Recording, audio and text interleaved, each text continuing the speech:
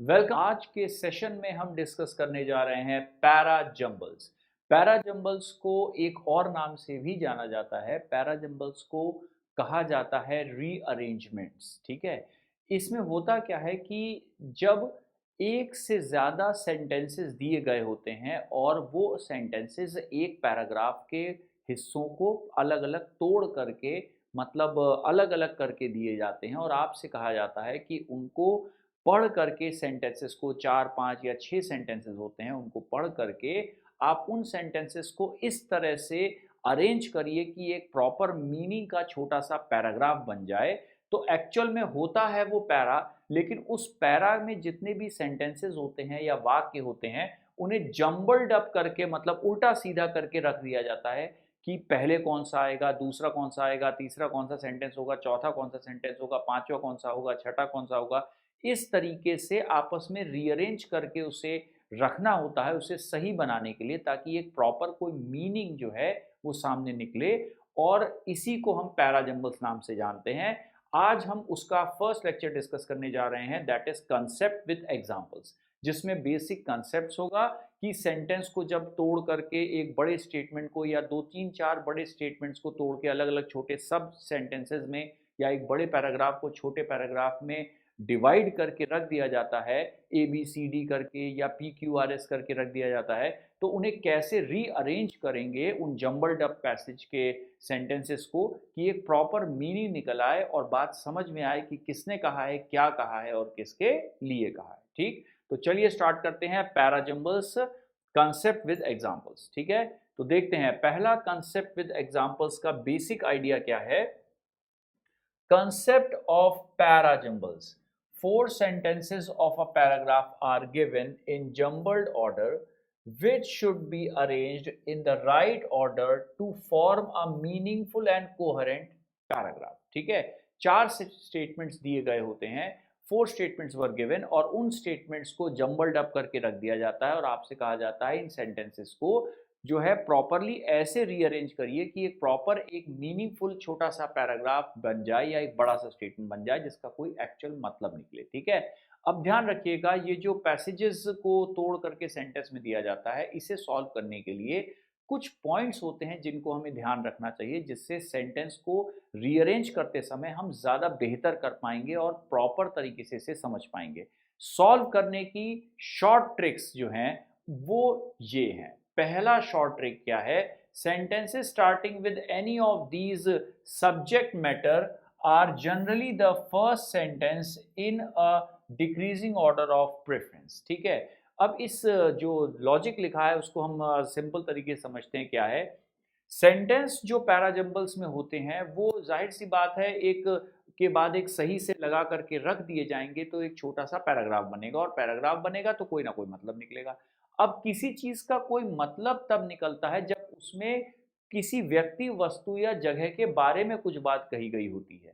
तो सबसे पहले अगर आपसे कहा जाए कि कोई चीज आप एक छोटा सा निबंध लिखिए ऐसे, तो पहला प्रश्न आपकी तरफ से ये आएगा कि कौन से टॉपिक के ऊपर मुझे, टाइटल के ऊपर मुझे निबंध या ऐसे लिखना है। तो टाइटल जरूरी है कि किसी व्यक्ति, वस्तु या जगह का नाम होगा, मतलब नाउन हो सकता है, कोई प्रोनाउन हो सकता है। इसीलिए सबसे पहले पैराग्राफ को रीअरेंज करने में जब जंबल्ड पैराग्राफ आते हैं तो सबसे पहले हम ढूंढते हैं कि उसमें सब्जेक्ट मैटर कौन सा है, मतलब कौन सा ऐसा वाक्य है जो सेंटेंस को स्टार्ट कर सकता है, जिसे स्टार्टर कहा जाता है। ठीक है, स्टार्टर जनरली वो सेंटेंसेस होते हैं जिनका पहला वर्ड सेंटेंस का कोई सब्जेक्ट मैटर हो। सब्जेक्ट मैटर का मतलब होता है कर्ता हो, जिस सेंटेंस में कोई कर्ता मिले, जिसके विषय में कुछ बात कही गई हो। और क्योंकि सब्जेक्ट मैटर होता है नाउन या प्रोनाउन, जनरली नाउन्स या प्रोनाउंस जो होते हैं वो सब्जेक्ट की तरह इस्तेमाल किए जाने वाले शब्द होते हैं सेंटेंस में। इसीलिए सबसे पहले हम नाउन या प्रोनाउन को सर्च करते हैं कि कौन कौन से ऐसे वाक्य हैं जो नाउन या प्रोनाउन से शुरू हो रहे हैं, क्योंकि उनके फर्स्ट स्टेटमेंट होने के चांसेस बाकी के सेंटेंसेस के मुकाबले में बहुत ज्यादा होते हैं। ठीक, तो इस बात को लेते हैं, उसके फर्स्ट स्टेटमेंट होने के चांसेस एक डिक्रीजिंग ऑर्डर में प्रेफरेंस में होते हैं। जैसे मान लेते हैं एक सेंटेंस प्रॉपर नाउन से शुरू हो रहा है, एक नाउन से शुरू हो रहा है और एक प्रोनाउन से शुरू हो रहा है, तो फर्स्ट स्टेटमेंट होने के सबसे ज्यादा जो चांसेस हैं वो प्रॉपर नाउन वाले सेंटेंस के हैं, ठीक है। और उसके बाद सेकंड नंबर पे किसके चांसेस हो जाएंगे फर्स्ट स्टेटमेंट होने के, जो नाउन से स्टार्ट हो रहा हो, जो प्रॉपर नाउन ना हो, व्यक्तिवाचक संज्ञा ना हो, कोई और कॉमन नाउन हो या कोई और नाउन हो। और इसके बाद और कम चांसेस फर्स्ट स्टेटमेंट होने के वो स्टेटमेंट के होंगे जो किससे स्टार्ट हो रहे हैं, प्रोनाउन से। That is decreasing order of preference, ठीक है। सबसे ज्यादा प्रेफरेंस के लिए प्रॉपर नाउन मिल गया तो फर्स्ट स्टेटमेंट होने के सबसे ज्यादा चांसेस हैं। नहीं है प्रॉपर नाउन, नाउन से शुरू हो रहा है, एक प्रोनाउन से शुरू हो रहा है और बाकी सब एडजेक्टिव वर्ब से किसी और से शुरू हो रहे हैं, तो अब फर्स्ट स्टेटमेंट होने के चांसेस किसके हो गए, जो नाउन से स्टार्ट हो रहा है।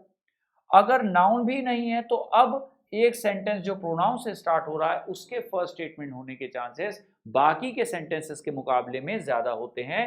जैसे कि while sentences starting with these words like, जैसे कि कुछ सेंटेंस एडवर्ब से शुरू हो रहे हैं, कुछ एडजेक्टिव से शुरू हो रहे हैं, कुछ कंजंक्शन से शुरू हो रहे हैं और कुछ प्रीपोजिशन शुरू हो रहे हैं, are usually not the starters. तो जो सेंटेंसेस ऐसे होते हैं रीअरेंजमेंट्स में या पैराजंबल्स में जो स्टार्ट हो रहे हो किसी एडवर्ब से, एडजेक्टिव से मतलब क्रिया विशेषण से या विशेषण से, या कंजंक्शन से मतलब उन शब्दों से जो सेंटेंसेस को जोड़ने का काम करते हैं, joining words are called conjunctions, या प्रीपोजिशन से शुरू होने वाले सेंटेंसेस जो होते हैं उनके फर्स्ट स्टेटमेंट या स्टार्टर होने की पॉसिबिलिटी बहुत कम होती है उन सेंटेंसेस के मुकाबले में जो प्रॉपर नाउन से या नाउन से या फिर प्रोनाउन से शुरू हो रहे हो, ठीक। तो पहला लॉजिक हो गया, सब्जेक्ट मैटर मतलब वो सेंटेंसेस जो प्रॉपर नाउन या फिर नाउन या फिर प्रोनाउन शुरू हो रहे होंगे उनको हम फर्स्ट स्टेटमेंट के रूप में ज्यादा देखते हैं, इन सब की फर्स्ट स्टेटमेंट होने का चांसेस कम होते हैं, ठीक। तो ये फर्स्ट लॉजिक हमने डिस्कस किया। अब हम देखते हैं इस फर्स्ट लॉजिक के बाद सेकंड पॉइंट क्या आता है लॉजिक का।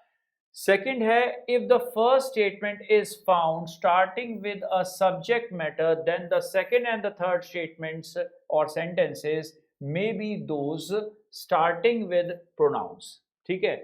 तो यहां पर अब स्टेटमेंट के रीजनिंग ये बनता है कि अगर पहला स्टेटमेंट कोई प्रॉपर नाउन या नाउन से स्टार्ट होता हुआ मिल जाता है तो सेकंड और थर्ड सेंटेंसेस वो हो सकते हैं जो प्रोनाउन से स्टार्ट हो रहे हो मतलब सर्वनाम से शुरू हो रहे हो, ठीक है। अगर पहला सेंटेंस किसी प्रॉपर नाउन या नाउन से स्टार्टिंग होता हुआ दिखा तो सेकंड और थर्ड स्टेटमेंट उन सेंटेंसेस होने के चांसेस ज्यादा होंगे जो प्रोनाउन मतलब सर्वनाम से शुरू हो रहे हो, क्योंकि सर्वनाम या प्रोनाउन नाउन को ही रिफर करने वाला वर्ड होता है, ठीक है। अब देखिए यहां पर हम पहला एग्जांपल इस बात को कंफर्म करते हैं फर्स्ट और सेकंड पॉइंट को ध्यान में रखते हुए। पहला स्टेटमेंट है Ram is my best friend और दूसरा सेंटेंस है ही ऑलवेज हेल्प्स मी। तो यहां पर ये वर्ड जो है ये है स्टार्टर। स्टार्टर है, ये क्या है, प्रॉपर नाउन है, ठीक। प्रॉपर नाउन है, वो भी सेंटेंस का पहला वर्ड है, तो ये क्या है, that is subject matter. Sentence को कर्ता प्रोवाइड कराने वाला वर्ड है, ऐसा वर्ड है जो सेंटेंस में कर्ता इंग्लिश में डूअर कहते हैं, जिसने बात को स्टार्ट किया। तो इसीलिए इस स्टेटमेंट के फर्स्ट स्टेटमेंट होने के चांसेस ज्यादा हैं इसके मुकाबले में, क्योंकि अगले स्टेटमेंट में आ रहा है प्रोनाउन और ये ही किसके लिए आ रहा है, ये राम के लिए ही आ रहा है, ठीक है। क्योंकि प्रोनाउन हमेशा, सर्वनाम हमेशा संज्ञा मतलब नाउन के लिए ही लिखे जाते हैं, इसीलिए सेंटेंस जो है ए और उसके बाद बी की पॉसिबिलिटी सही रहेगी और सेंटेंस में बी के बाद ए की पॉसिबिलिटी गलत हो जाएगी, ठीक है। ये पॉसिबिलिटी ज्यादा रहेगी और बिल्कुल सही रहेगी। इसीलिए देखिए pronoun refers to the subject Ram, ये प्रोनाउन ही किसके लिए आया है, राम के लिए आया है। He is my best friend, he always helps me, वो मेरी हमेशा मदद करता है, वह मेरा अच्छा दोस्त है। हमने कहा राम मेरा बहुत अच्छा दोस्त है और मेरा बेस्ट फ्रेंड है और ही ऑलवेज हेल्प्स मी, और वो हमेशा मेरी मदद करता है। तो मदद कौन करता है, राम करता है। तो सब्जेक्ट के लिए जो है सब्जेक्ट मैटर को रिफर करने के लिए नाउन की जगह पर प्रोनाउन यूज होता है, इसलिए ए और बी ही सेंटेंस के रीअरेंज होने की पॉसिबिलिटी सबसे सही होगी, पहले ए आएगा बाद में बी आएगा, ठीक। अब देखते हैं अगला पॉइंट क्या है। सेकेंड एग्जाम्पल इसी बात को और आगे बढ़ाता है।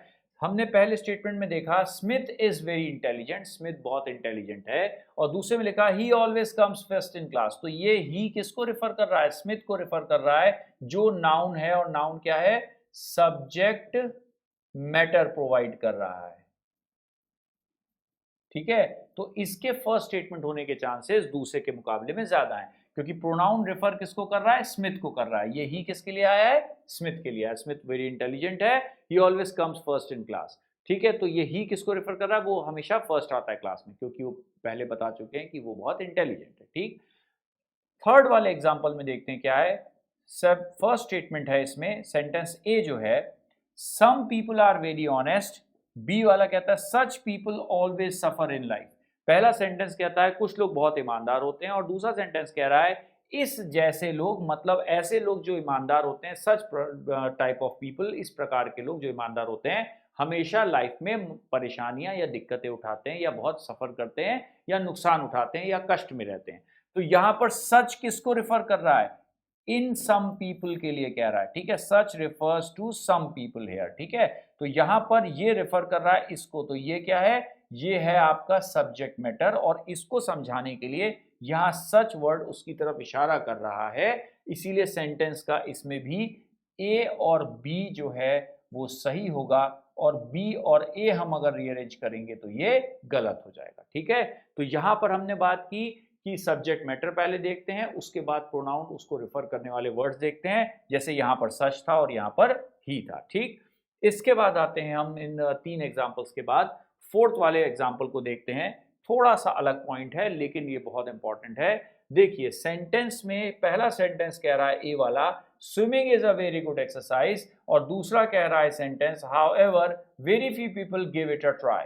ठीक है, स्विमिंग बहुत अच्छी एक्सरसाइज है, और दूसरा सेंटेंस कह रहा है वह बात अलग है कि बहुत कम लोग उसे ट्राई करते हैं, ज्यादा लोग स्विमिंग को ट्राई नहीं करते। तो देखिए यहाँ सेंटेंस में ये जो इट आ रहा है, ये किसके लिए आ रहा है, स्विमिंग के लिए आ रहा है, और स्विमिंग वर्ड क्या है, स्विमिंग है जेरेंड। जेरेंड, जेरेंड का मतलब क्या होता है कि वर्ब का फर्स्ट फॉर्म प्लस आईएनजी, जिसको हमने कैसे यूज किया हो, सब्जेक्ट, सब्जेक्ट की तरह यूज किया गया हो। ठीक है, जब वर्ब का first form plus ING sentence का पहला वर्ड होता है, और वो क्या होता है, वर्ब के कहां पर आता है, लेफ्ट हैंड साइड पे लिखा गया होता है, तो हम उसे कहते हैं जेरेंड। ठीक है, क्योंकि इस सेंटेंस में सब्जेक्ट हिंदी में करता, इंग्लिश में डूअर क्या है, वर्ब का फर्स्ट फॉर्म प्लस आईएनजी है, जिसे हम सब्जेक्ट मैटर कहते हैं। ठीक है, तो इसीलिए यहां पर स्विमिंग नामक प्रक्रिया एक बहुत अच्छी एक्सरसाइज है कहा गया है पहले वाक्य में, और दूसरे में कहा गया है वो बात अलग है, वो बात अलग है कि सेंटेंस में कहा गया है बहुत कम लोग ही उसे ट्राई करते हैं, मतलब ज्यादातर लोगों को स्विमिंग करने का मौका नहीं मिलता है, या स्विमिंग से डर लगता है, इसलिए मैक्सिमम लोग स्विमिंग नहीं करते हैं। Here it refers to swimming here. ठीक है, तो यहाँ पर इट जो है स्विमिंग को रेफर करने के लिए यूज किया गया प्रोनाउन है। ठीक, तो यहाँ हमने क्या चीज देखी कि सब्जेक्ट मैटर जो है वर्ब का फर्स्ट फॉर्म प्लस आईएनजी भी हो सकता है। ठीक, तो यहां तक बात क्लियर है कि हमने सब्जेक्ट मैटर के रेफरेंस में प्रोनाउन को लेकर के चलते हैं, जिससे सही सेंटेंस तक पहुंचने की पॉसिबिलिटी बढ़ जाती है। अब देखिए नेक्स्ट रूल क्या आता है, थर्ड रूल, कि सेंटेंसेस स्टार्टिंग विद कंजंक्शंस, मतलब कंजंक्शन से शुरू होने वाले सेंटेंसेस, कंजंक्शंस कौन होते हैं, joining words are called conjunctions. दो सेंटेंसेस को आपस में जोड़ने वाले जो वर्ड्स होते हैं वो कंजंक्शंस होते हैं। तो जैसे कि एंड हो गया, और हो गया, बिकॉज हो गया, ठीक है, बिफोर हो गया, आफ्टर हो गया, व्हेन हो गया, हाउएवर, बट और येट, ये तीनों कंजंक्शंस किसी बात को ऑपोजिट डायरेक्शन में ले जाते हैं। ठीक है, जिनको हाउएवर, बट और येट जो है कि पहले लिखी हुई बात इनके बाद वाली बात के जस्ट ऑपोजिट होती है, ये भी जोड़ने का काम करते हैं। सिंस है, वाइल है, ऑल्दो है, दो है। ठीक है, ये जितने भी कंजंक्शन से स्टार्ट होने वाले वाक्य होते हैं are usually not the first sentences as these words are connectors, क्योंकि ये जितने भी कंजंक्शंस वर्ड्स होते हैं ये ज्वाइन करने का काम करते हैं, और जो दो सेंटेंसेस को ज्वाइन करने वाला वर्ड होगा उस सेंटेंस में अगर वो पहले वर्ड के रूप में आ रहा है, तो उस सेंटेंस के फर्स्ट स्टेटमेंट होने के चांसेस बहुत कम हो जाएंगे, क्योंकि पहला वर्ड ही अगर कंजंक्शन है तो इसके पहले मिनिमम एक सेंटेंस के होने की पॉसिबिलिटी बहुत ज्यादा रहती है। ठीक है, इस लॉजिक से हम इस बात पर पहुंचे कि सेंटेंस अगर कंजंक्शन से शुरू हो रहा है तो उसके फर्स्ट स्टेटमेंट होने के चांसेस बहुत कम हो जाते हैं। ठीक है, अब यहां पर एग्जांपल देखते हैं, Smith is a very good performer. Fifth example क्या कहता है कि स्मिथ एक बहुत अच्छा परफॉर्मर है, बी वाला सेंटेंस क्या कह रहा है, how ever I don't think he can perform today because of his illness. वह बात अलग है या उस बात के बावजूद कि वो बहुत अच्छा परफॉर्मर है, मुझे नहीं लगता कि आज वो परफॉर्म कर पाएगा क्योंकि वो बीमार है, या उसकी बीमारी की वजह से या तबीयत खराब होने की वजह से वो आज बहुत अच्छा परफॉर्म नहीं कर पाएगा।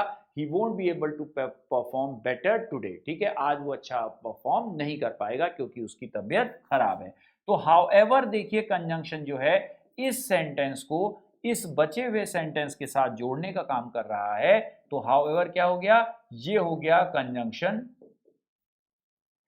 और इसने पूरी बात को क्या कर दिया, रिवर्स कर दिया।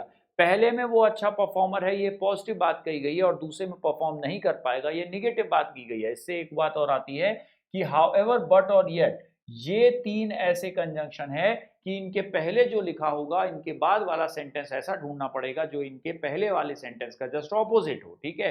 पहले पॉजिटिव है तो बाद में निगेटिव, और बाद में अगर पहले निगेटिव है तो बाद में पॉजिटिव हो जाएगा, ठीक। जस्ट ऑपोजिट काम करते हैं कंजंक्शंस हाउएवर, बट और येट, ठीक। तो यहां पर देखा हमने कि कंजंक्शन सेंटेंस को स्टार्ट करने वाले सेंटेंसेस जनरली नहीं देते हैं क्योंकि ये ज्वाइन करने वाले वर्ड्स होते हैं, ठीक। अब इन तीन बेसिक लॉजिक के बाद हम, ये पॉसिबिलिटीज की लॉजिक हैं, अब इसके बाद हम आते हैं एग्जाम्पल पे, क्योंकि एग्जाम्पल से चीजें ज्यादा अच्छी समझ में आती हैं। तो देखिए टाइप 1, इसमें जो एग्जाम्पल्स आते हैं, जो क्वेश्चंस आते हैं एक्चुअल पेपर में, जो जितने भी तरीके के कॉम्पिटिटिव एग्जाम्स हैं, चाहे वो बैंक हो, एसएससी हो, चाहे एनडीए हो, सीडीएस, जितने प्रकार के एग्जामिनेशंस में कॉम्पिटिटिव लेवल पर पैराजंबल्स या रीअरेंजमेंट ऑफ सेंटेंसेस आता है, तो उसमें दो प्रकार के जनरली पॉसिबिलिटीज होती हैं। टाइप वन में ये होता है कि एग्जाम्पल में जो पहला स्टेटमेंट होता है, ठीक है, फर्स्ट स्टेटमेंट और लास्ट स्टेटमेंट क्या होता है, गिवन होता है। देखिए पहला और लास्ट स्टेटमेंट स्टेबल होता है, पहले से दिया गया होता है, फिक्स्ड होता है, और सामने लिखा होता कंफर्म होता है। बीच के चार स्टेटमेंट जो होते हैं, ए बी सी और डी, ये चार स्टेटमेंट्स जो होते हैं इनको ही रीअरेंज किया जाता है। इन चारों को देखना पड़ता है कि इनमें से कौन सा सेकंड नंबर पे, कौन सा थर्ड, कौन सा फोर्थ और कौन सा फिफ्थ आएगा, क्योंकि फर्स्ट स्टेटमेंट और लास्ट स्टेटमेंट गिवन है, पहले से दिया गया है, तो इसे हम चेंज नहीं कर सकते। फर्स्ट टाइप में क्या कहता है कि फर्स्ट और लास्ट गिवन है, बीच के चार स्टेटमेंट जो होते हैं यहां से लेकर के यहां तक, इनको ही रीअरेंज करना होता है, ठीक है। तो ये टाइप 1 में आता है। ऐसे क्वेश्चंस भी कई बार आते हैं, कई बार ऐसा होता है कि फर्स्ट और लास्ट गिवन भी नहीं होता है, ठीक है। फिलहाल हम बात करते हैं टाइप 1 जिसमें फर्स्ट और लास्ट गिवन होता है, ठीक। तो अब हम देखते हैं इस सेंटेंस को, पहले रीड करते हैं। पहला स्टेटमेंट जो दिया है वो ये है, द लीड स्टोरी, जो लीड स्टोरी बहुत रीसेंट स्टोरी जो प्राप्त हुई है, ठीक है, eight 5 AM in tonight's news concerns the fire which engulfed the Columbia College this morning, ठीक है। अब मैं इसके पहले मीनिंग बता देता हूं। जो लीड स्टोरी है इतने बजे प्राप्त हुई है, एट 4 AM मॉर्निंग में, इन टुनाइट्स न्यूज, आज की रात की न्यूज में। अब देखिए यहाँ टुनाइट्स न्यूज कह रहा है या AM कह रहा है, जो मॉर्निंग के लिए है, तो बात गड़बड़ हो जाएगी, ए के बाद बी नहीं आ सकता, ठीक। Concern, the lead story concerns the fire in tonight's news at 4 AM, या विच एनगल्फ द कोलंबिया कॉलेज, इनमें से कोई एक, इसके बाद ये इन चारों में से कोई एक इस सेंटेंस के तुरंत बाद आना चाहिए, ठीक है। उसके बाद लास्ट में लिखा है दिस मॉर्निंग, इस मॉर्निंग में, ठीक है। तो ये तो हो गया, हमने सेंटेंस का मीनिंग जो है थोड़ा आइडिया दे दिया है। कंसर्न फायर के कंसर्न्स में है, फायर से रिलेटेड है, जिसने एनगल्फ कर लिया मतलब पूरी तरह से बर्बाद कर दिया, खत्म कर दिया कोलंबिया कॉलेज को, ठीक। और दिस मॉर्निंग, इस सुबह, ये तो सेंटेंस का मीनिंग हो गया। अब हम देखते हैं इसे सॉल्व करने से पहले इनके हिंट्स, कि कौन कौन से ऐसे वर्ड्स हैं जिनसे आंसर की तरफ हमारा दिमाग जाएगा, ठीक है। तो देखिए पहला क्या है एग्जांपल हिंट्स में, पहला हम कैसे आंसर डिसाइड करते हैं। द लीड स्टोरी हमने कहा, तो व्हेन, लीड स्टोरी कब मिली और किस चीज के बारे में थी, तो ये दोनों क्वेश्चन सामने आ गए, ठीक। तो लीड स्टोरी के बाद अगला वो स्टेटमेंट होगा जो ये बताए कि कब ये लीड स्टोरी प्राप्त हुई है और किस चीज के बारे में प्राप्त हुई है। जो सेंटेंस ये बताएगा वो फौरन ए वाले स्टेटमेंट के बाद आ जाएगा। और व्हेन अगर हम कहते हैं कि कब प्राप्त हुई है, तो या तो वो जो है इसने इतने बजे प्राप्त हुई है, ठीक है, या टुनाइट में प्राप्त हुई है, ठीक है, और किस चीज के बारे में है, तो ये इस चीज के बारे में हो सकती है, कंसर्न फायर मतलब फायर से रिलेटेड हो सकती है। और उसके बाद आया जिसने पूरे के पूरे कोलंबिया कॉलेज को बर्बाद कर दिया या पूरी तरह से एनगल्फ कर लिया या निगल लिया या खत्म कर दिया, लेकिन कब के बारे में जानकारी देने वाला जो सेंटेंस होगा वो इसके ठीक पहले आएगा। उसके बाद दिस मॉर्निंग में। अब हम क्या करते हैं, इस प्रकार की पॉसिबिलिटी में हम खुद से अंदाजा लगाएं, इससे बेहतर रहता है कि ये जो ऑप्शंस दिए हुए हैं इन ऑप्शंस से ही हम आंसर का अंदाजा लगाएं और खुद से अंदाजा ना लगाएं। दिए गए चार में कंफर्म एक आंसर है तो क्यों ना इन्हीं से आंसर रहे। ऑप्शन से सॉल्व करने वाला रीअरेंजमेंट होता है टाइप 1, ठीक है। तो अब देखते हैं हम, देखिए फर्स्ट वाले पॉइंट को लेकर के चलते हैं, एक एक करके बैठाते जाते हैं। पहला स्टेटमेंट आता है the lead story C concerns the fire D which engulfed the Columbia College A at 4 a.m.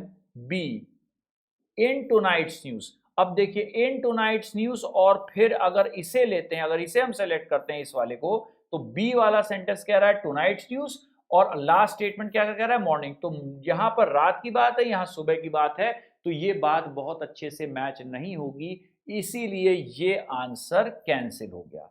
अब हम इस वाले आंसर पे आते हैं। देखिए द लीड स्टोरी, अब लीड स्टोरी किस चीज के बारे में है, ठीक, तो इसके बाद हमने बी वाला स्टेटमेंट इन टुनाइट्स न्यूज, हाँ लीड स्टोरी आज की रात की न्यूज में, तो ये पॉसिबिलिटी बन रही है, ये सही लग रहा है। अगला देखते हैं पॉइंट, इन टुनाइट्स न्यूज के बाद आते हैं सी पे, कंसर्न्स द फायर, जो लीड स्टोरी है ये है सब्जेक्ट और सब्जेक्ट के बाद आता है वर्ब, ठीक है।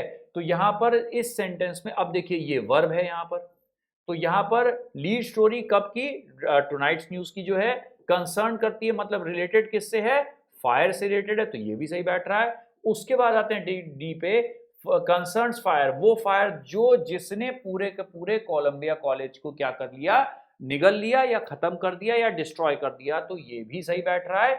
उसके बाद खत्म कर दिया व्हेन, अब उसके बाद आते हैं ए, दैट इज कब खत्म कर दिया, that is A at 4 AM, सुबह सुबह 4 बजे आग लगी होगी जिसने पूरे कोलंबिया कॉलेज को डिस्ट्रॉय कर दिया, दैट इज 4 AM। और इसके साथ ए के बाद आने के बाद ए सीधे इससे रिलेट हो सकता है क्योंकि 4 AM जो है ये मॉर्निंग के समय को ही कहा जाएगा, इसीलिए सबसे बेहतर ऑप्शन ये आंसर के लिए बन गया। बाकी के पॉइंट्स भी एक बार देख लेते हैं। यहां पर देखिए दोनों तो सेम है कि लीड स्टोरी, बी में इन टुनाइट्स न्यूज, सी में कंसर्न फायर से रिलेटेड है। उसके बाद अगर हम एट 4 AM पे चले जाते हैं तो ये ए वाला सेंटेंस जो है ये मॉर्निंग के ठीक पहले होना चाहिए, और इसके बाद फिर अगर हम डी को लगाएंगे जिसने एनगल्फ कर लिया कोलंबिया कॉलेज को दिस मॉर्निंग, तो फिर ये बात बहुत अच्छी नहीं बैठेगी, इसलिए स्टिल ये वाला आंसर सबसे बेहतर है। और द लीड स्टोरी के बाद अगर सी को रख के देखते हैं कंसर्न्स द फायर, तो उसके बाद ए पे आना पड़ेगा एट 4 AM, उसके बाद डी पे आना पड़ेगा विच एनगल्फ द कोलंबिया कॉलेज, और उसके बाद भी इन टुनाइट्स न्यूज, तो टुनाइट्स न्यूज आकर के मॉर्निंग के साथ फिर सही नहीं बैठेगा, इसीलिए फाइनली ये वाला ही आंसर सबसे बेहतर आंसर बनेगा, ठीक है। इस तरह से हम आपस में सेंटेंसेस को रिलेट करते हैं, हिंट्स को फॉलो करते हैं, और देखिए आंसर कौन सा निकला, सेकंड वाला ऑप्शन निकला जो सबसे बेहतर आंसर है, ठीक। तो यहां तक देखिए हमने टाइप 1 का एक एग्जांपल देखा है। चलिए अब सेकंड एग्जांपल देखते हैं। सेकंड एग्जांपल क्या है इसी कैटेगरी में, एन इलेक्ट्रिकल सर्किट, ये स्टेटमेंट का हिस्सा गिवन है। 6 में कैरी इलेक्ट्रिसिटी, ये सेंटेंस का हिस्सा भी गिवन है। हमें ए बी सी और डी को रीअरेंज करना है। अब इलेक्ट्रिकल सर्किट पहले स्टेटमेंट में कह रहा है ए में दैट इज विच इज, जो कि है, बी में कह रहा है ऑफ वायर्स, सी में कह रहा है डिजाइन किया गया है टू, डिजाइन टू, और डी वाला कह रहा है इज अ सर्कल, ये एक सर्कल है, और लास्ट में है कैरी इलेक्ट्रिसिटी, ठीक। तो अब ये सेंटेंस का हमने मीनिंग समझ लिया है, ठीक। अब हम आते हैं इसके बाद इसके हिंट्स पे कि कौन कौन सी बातों को ध्यान रखें जिससे आंसर सही हो, ठीक है।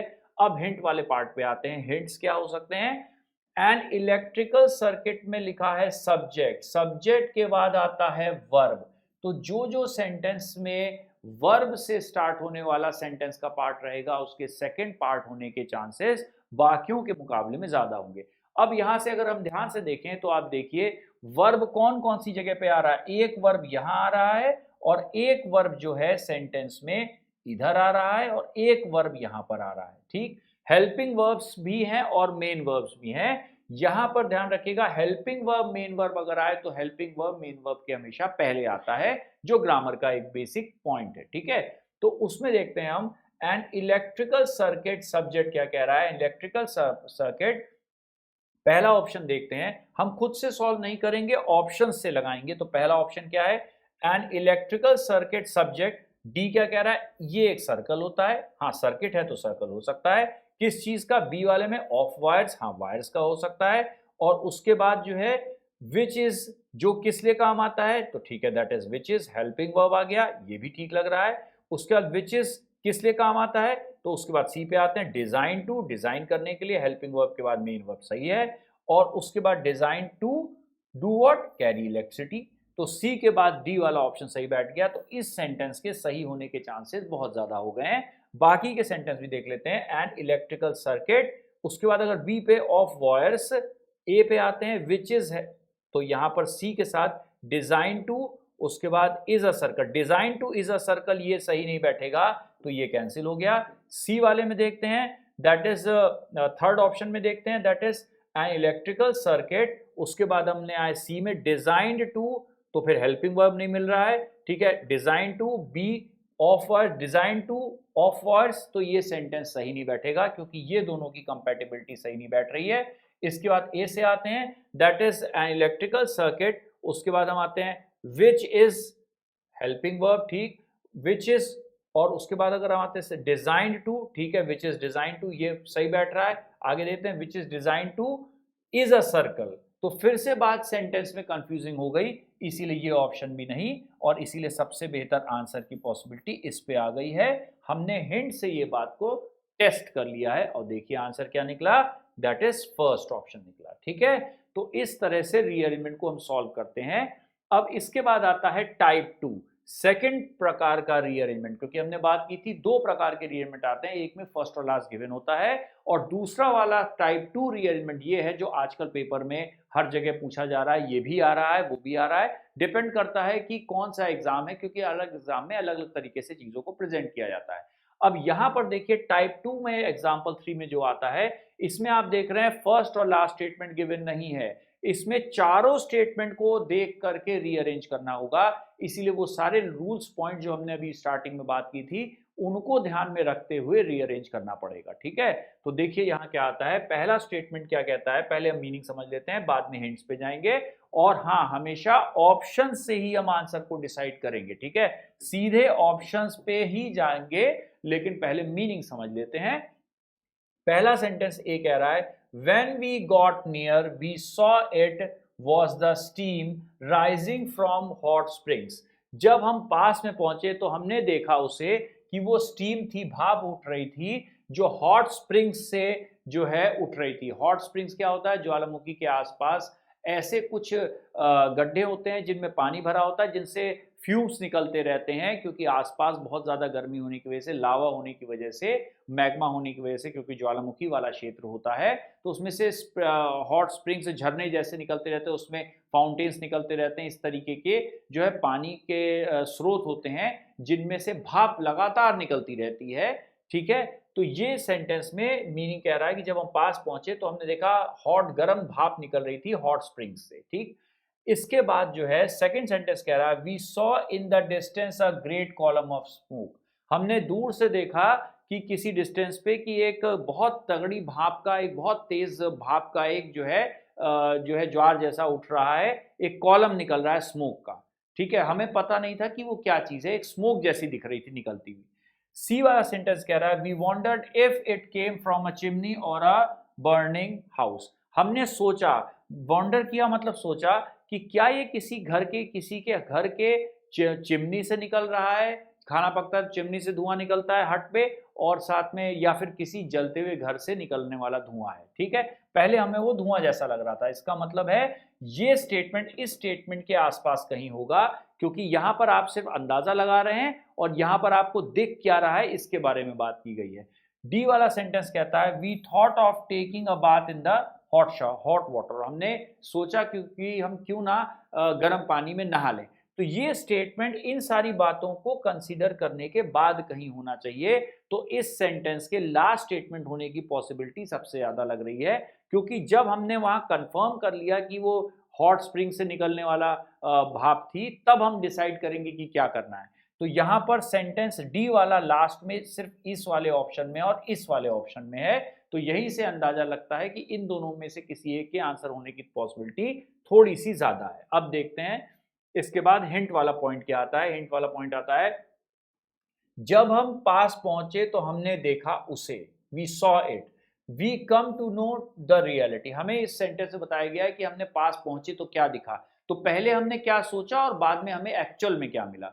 तो इस सेंटेंस के फर्स्ट स्टेटमेंट होने की चांसेस जो हैं वो तकरीबन कैंसिल हो गए, क्योंकि ये व्हेन से स्टार्ट हो रहा है, कंजंक्शन से स्टार्ट हो रहा है, और कंजंक्शन से स्टार्ट होने वाले सेंटेंसेस जो होते हैं वो जनरली पहले स्टेटमेंट के रूप में नहीं होते हैं, ठीक है। तो यहां से अंदाजा लग सकता है, तो इसकी वजह से ए वाले स्टेटमेंट इस स्टेटमेंट के फर्स्ट स्टेटमेंट होने के चांसेस कम हो गए, ठीक है।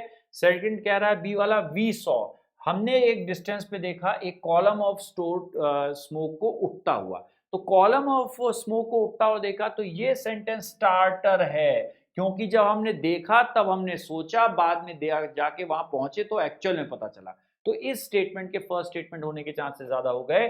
जो सेंटेंस इसमें और इसमें बैठ रहा है, तो ये कैंसिल होते ही ये दोनों ऑप्शंस कैंसिल हो जाते हैं, ठीक है, क्योंकि दोनों, अगर ए वाला ये कैंसिल हो गया तो ये भी कैंसिल हो जाएगा, क्योंकि दोनों में तो ए आया है।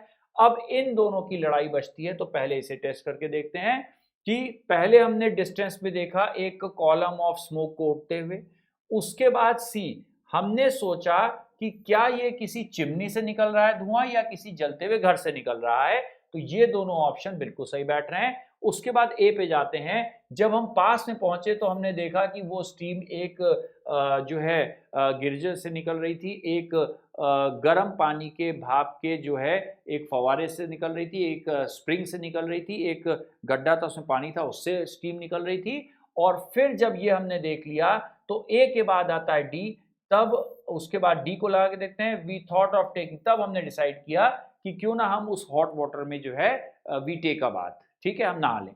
तो ये स्टेटमेंट इसके साथ बिल्कुल सही रिलेट हो रहा है, तो इस स्टेटमेंट के फर्स्ट स्टेटमेंट के हिसाब से लास्ट तक होने के चांसेस सबसे ज्यादा है आंसर। उसके बाद इसको भी देख लेते हैं, पहले हमने देखा कुछ चीज, उसके बाद हमने वॉन्डर किया कि वो क्या चीज है, उसके बाद हम डी को नहीं रख सकते क्योंकि ये जो फाइनली हमने डिसाइड किया उसको कह रहा है, तो इसी लॉजिक से ये ऑप्शन सबसे बेहतर आंसर जो है पॉसिबल हो जाएगा, and this would be the best possible answer, ठीक है। अब देखिए इसके बाद देखते हैं इसका आंसर क्या निकला। जैसा हमने अंदाजा लगाया था कि थर्ड ऑप्शन सबसे बेहतर आंसर निकला है इसका, जैसे हमने अभी हिंट से देखा था, ठीक है।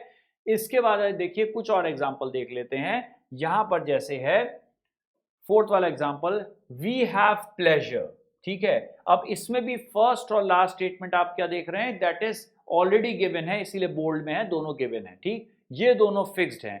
बीच के चार स्टेटमेंट को हमें रीअरेंज करना है। वी हैव प्लेजर, अब बने हुए स्टेटमेंट से हमें बहुत खुशी होती है। अ डबल रूम विद बाथ, ठीक है, एक डबल रूम है बाथ के लिए, फॉर इतने days from September to September 4 to 8। उसके बाद दैट वी हैव रिजर्व, जो हमने रिजर्व किया है इन इन्फॉर्मिंग यू, ठीक है। और लास्ट में आता है बोथ डेज इंक्लूसिव, मतलब दोनों दिनों को मिलाते हुए। तो अब आप इसमें देखिए कि जिस तरह से बताया गया है, इन चीजों के सेंटेंस के मीनिंग हमने एक बार देख लिए। अब हम इसके बाद नेक्स्ट पार्ट पे आते हैं हिंट्स में कि आंसर क्या हो सकता है। तो देखिए आंसर की तरफ जाते हुए हिंट्स में, we have pleasure about what, किस चीज को लेकर के हमें बहुत प्राइड महसूस हो रहा है, बहुत गर्व से हम किसी बात को मेंशन कर रहे हैं, ठीक है। तो जिस बात को मेंशन कर रहे हैं वो इसके बाद आनी चाहिए। We have pleasure a double room नहीं, फॉर 5 days नहीं, दैट वी हैव रिजर्व नहीं, इन इन्फॉर्मिंग यू, आपको सूचित करते हुए या सूचित करने में बहुत खुशी हो रही है हमको। जब आप ऐसी बात कहते हैं तो हमेशा हिंदी में प्रीपोजिशन का यूज होता है, जो कि इंग्लिश में इन होता है। तो देखिए यहीं से आंसर की पॉसिबिलिटी जो है इस ऑप्शन की तरफ ज्यादा आ गई है। अब हम ऑप्शन से चलते हैं। We have pleasure, that we have reserved, फिर बी पे आए फॉर 5 days फ्रॉम इतना टू इतना दिन, ठीक है। फिर a uh double room with bath, फिर उसके बाद डी वाले ऑप्शन को अगर हम इस तरह से रखते हैं तो ये ऑप्शन बहुत अच्छा नहीं बैठेगा, क्योंकि inform you both days inclusive, ये डी वाला ऑप्शन इसके साथ सही नहीं बैठेगा, इसलिए ये कैंसिल। ये ऑप्शन अभी भी सबसे सही लग रहा है। इसके बाद इस पे आते हैं, that is we have pleasure. C में आते हैं, दैट वी हैव रिजर्व्ड, क्या रिजर्व किया है, ए अ डबल रूम जो जिसमें बात भी है, फॉर हाउ मच टाइम, फिर उसके बाद डी में आए इन इन्फॉर्मिंग यू, तो ये स्टेटमेंट इसके साथ बहुत अच्छा नहीं बैठेगा। और नेक्स्ट वाले में अगर लाते हैं वी हैव प्लेजर, उसका अ डबल रूम, ये भी सही नहीं बैठेगा, तो ये ऑप्शन सबसे बेहतर बैठेगा। वी हैव प्लेजर, प्लेजर किस बात में, इन्फॉर्म करने में आपको, किस चीज के लिए, सी में, कि हमने रिजर्व कर दिया है। रिजर्व क्या किया है, अ डबल रूम विद बाथ के साथ जो है, और कितने टाइम के लिए। उसके बाद हम आते हैं बी में, फॉर 5 days ऑफ सितंबर 4 से सितंबर 8 के बीच में, और बोथ डेज जो है वो इंक्लूसिव है। इंक्लूसिव मतलब दोनों का टाइम या पूरा जो भी टोटल एक्सपेंस आएगा वो मिला के है, इंक्लूड करते हुए, ठीक है, पैकेज में। तो ये वाला ऑप्शन सबसे बेहतर पॉसिबल आंसर हो सकता है। Let's see what is the answer exactly. The second option is the best possible answer for the given rearrangement, ठीक है। अब देखिए फोर्थ एग्जांपल के बाद हम फिफ्थ एग्जांपल पे आते हैं। फिफ्थ एग्जांपल में भी जो फर्स्ट स्टेटमेंट है और लास्ट स्टेटमेंट है ये दोनों बोर्ड में है, मतलब ये गिवन है, इन्हें हमें रीअरेंज नहीं करना है। रीअरेंज हमें करना है ए बी सी और डी को, इन्हीं को बस जंबल्ड अप को ए बी और सी डी को देखना है कि कौन सा पहले कौन सा बाद में आएगा। तो फर्स्ट और लास्ट स्टेटमेंट हमें गिवन है और ऑप्शन से ही हम चलते हैं, लेकिन पहले मीनिंग देख लेते हैं। ट्रेवलर ने कहा कि क्या तुम मुझे बता सकते हो कि सबसे आसपास का कौन सा होटल है, ठीक है। Can you tell me the way to the nearest inn, सबसे आसपास के होटल का रास्ता आप मुझे बता सकते हैं, ये बात ट्रेवलर ने पूछी, ठीक है। फर्स्ट स्टेटमेंट गिवन जो है उसमें ये कहा गया है, इन का मतलब छोटा सा होटल जो है वो INN इन कहा जाता है।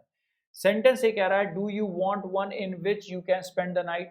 पहले स्टेटमेंट सेंटेंस ए ने कह रहा है कि क्या आपको ऐसा जगह चाहिए रहने के लिए जहां आप रात गुजार सकें, रात को स्टे कर सकें, ठीक। सेकंड सेंटेंस बी कह रहा है yes said the stranger, stranger ने कहा यस। सी सेंटेंस कह रहा है go right down the road and turn to the left, नीचे रोड में जाइए आप और राइट जा करके फिर लेफ्ट घूम जाइएगा, ये इंस्ट्रक्शन बता रहा है। और डी वाला कह रहा है yes reply the traveller, traveller ने कहा यस और लास्ट में कहा थैंक्स अ लॉट, ठीक। तो ये सेंटेंसेस का मीनिंग थे। अब इन मीनिंग्स के बाद हम आते हैं इनके हिंट पे कि आंसर किस तरह से हो सकता है, आंसर क्या दिमाग लगाएं कि आंसर बिल्कुल सही हो जाए, किन चीजों को ध्यान में रखना है। हिंट्स को देखते हैं। ट्रेवलर ने कहा कि क्या आप मुझे सबसे आसपास के होटल का रास्ता बता सकते हैं, सबसे नियरेस्ट जो सबसे छोटा होटल आसपास जो है वो कौन सा है। अब उसके बाद सेंटेंस को हम खुद अरेंज नहीं करेंगे, हम सेंटेंसेस में जो ऑप्शन है इनसे चलते हैं। तो पहला ऑप्शन लेते हैं, ए वाला स्टेटमेंट क्या कह रहा है, ट्रेवलर ने जब भी पूछा तो जिससे पूछा होगा उसने जवाब दिया होगा। सेंटेंस में ए अगर लेके चलते हैं तो ए क्या कह रहा है, क्या आपको ऐसा होटल चाहिए जहां पर आप रात को स्टे कर सकें। तो ये स्टेटमेंट जो है ए इसके बाद आएगा, तो पहले जिसने पूछा उसका कोई जवाब देने वाला होना चाहिए, जो कि ये स्टेटमेंट नहीं है। इसलिए इस ए वाले स्टेटमेंट के सेंटेंस में जो है सेकंड नंबर पे आने की पॉसिबिलिटी जो है कम हो जाती है। फिर भी देख लेते हैं, do you want win which you spend the night, उसके बाद अगर बी को रखें यस सेंड द स्ट्रेंजर, तो स्ट्रेंजर थोड़ी है, ये तो ट्रेवलर पूछ रहा है, इसलिए ये ऑप्शन कैंसिल हो जाता है। अब इस वाले ऑप्शन पे आते हैं, जब ट्रेवलर ने पूछा कि सबसे नियरेस्ट इनका रास्ता क्या है, तो बी वाला यस सेड द स्ट्रेंजर। अब जो अनजान व्यक्ति था उसने कहा हाँ, ये पूछा गया प्रश्न है तो उसका कोई जवाब देगा, और ये क्या है, ये है रिप्लाई। तो इसके पहले होने के चांसेस ज्यादा है, मतलब बी वाला ऑप्शन फिलहाल सही लग रहा है, क्योंकि इसने पूछा तो इसने जवाब दिया हाँ मैं बता सकता हूं। उसके बाद हम ए पे आते हैं। अब यही वाले व्यक्ति ने कहा कि क्या आपको ऐसी जगह चाहिए जहां पर आप नाइट स्पेंड कर सकें, जब उसने दोबारा क्वेश्चन पूछा तो ए सही है, ए के बाद डी की पॉसिबिलिटी बनती है। अब उसने पूछा तो अब ट्रेवलर ने इस बार जवाब दिया, ए में जो सवाल पूछा गया उसका जवाब ट्रेवलर ने दिया, yes replied the traveller. Traveller वाली बात किसमें कही गई, डी में उसने रिप्लाई किया हाँ मुझे ऐसे ही जगह चाहिए जहां पर मैं नाइट स्पेंड कर सकूं।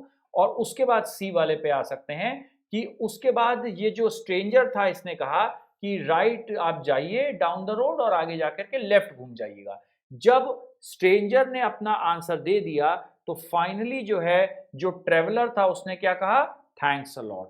तो ये ऑप्शन सबसे बेहतर आंसर बैठ रहा है यहाँ पर अभी तक। एक बार बाकियों को भी चेक कर लेते हैं। यहाँ पर अगर हम डी लगाएं तो द ट्रेवलर ने जब पूछा तो उसके बाद अगर डी लगाएं यस रिप्लाइड द ट्रेवलर, तो ट्रेवलर ने ही पूछा, ट्रेवलर ने ही जवाब दिया, ये ऑप्शन कैंसिल हो जाएगा। अब इस पे आते हैं, ट्रेवलर ने पूछा तो पहले आया बी, उसने स्ट्रेंजर ने कहा यस सुनने के बाद, और बी के बाद अगर हम डी ले लेते हैं यस रिप्लाइड द ट्रेवलर, तो दोनों बातें रिप्लाई में नहीं सही बैठेंगी, इसलिए ऑटोमेटिकली ये भी कैंसिल हो जाता है। ये ऑप्शन सबसे बेहतर आंसर बनता है जितने भी हिंट्स दिए हैं उनके हिसाब से, ठीक है। तो that is how we go to the answers. तो देखिए बी वाला ऑप्शन सबसे बेहतर आंसर यहाँ पर निकल करके आता है। इस तरह से जब हम रीअरेंजमेंट करते हैं तो ध्यान रखते हैं कि कंजंक्शन से सेंटेंस तो नहीं जुड़ रहा है, कौन कौन से वर्ड्स आ रहे हैं, स्टार्टर क्या है, ठीक है। सेंटेंसेस को ऑप्शन से ही रिलेट करते हुए चलेंगे तो आंसर के सही होने की पॉसिबिलिटी जो है वो ज्यादा हो जाएगी, ठीक है। तो आज के सेशन में हम इतना ही डिस्कस करते हैं, फिर किसी और सेशन में आगे इसके बारे में बात की जाएगी। Thank you and take care.